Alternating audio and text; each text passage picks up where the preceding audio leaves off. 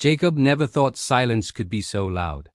Every morning in London, he stood at the bus stop with hundreds of strangers, all staring at their phones, all rushing somewhere important.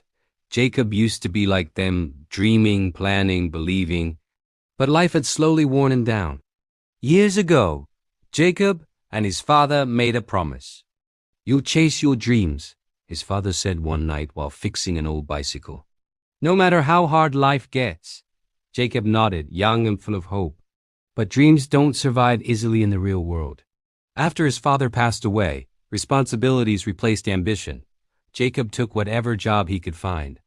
Bills arrived, dreams waited. Eventually, he stopped dreaming altogether. One rainy evening, Jacob was called into his manager's office. "We're letting you go." Just like that, his job was gone.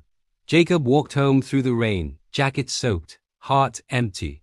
He sat alone in his small apartment, staring at the wall, questioning everything. That night, while cleaning an old box, he found something he hadn't seen in years.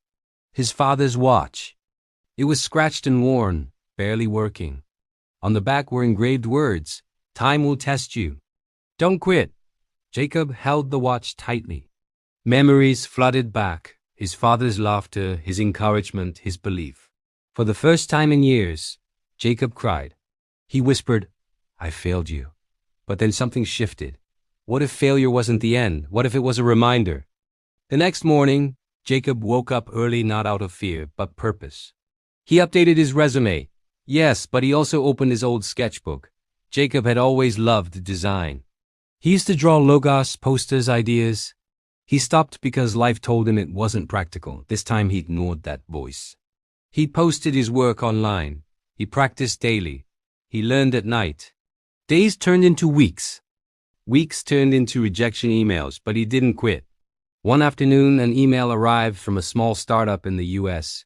"We love your work. Would you be interested in a remote project?" Jacob stared at the screen in disbelief. That one project turned into more. More clients followed. 6 months later, Jacob was earning more than he ever had before doing what he loved. But the real success wasn't money. It was freedom. One quiet evening, Jacob sat by his window, the old watch resting beside him. "I kept the promise," he said softly. And for the first time in a long time, the silence felt peaceful.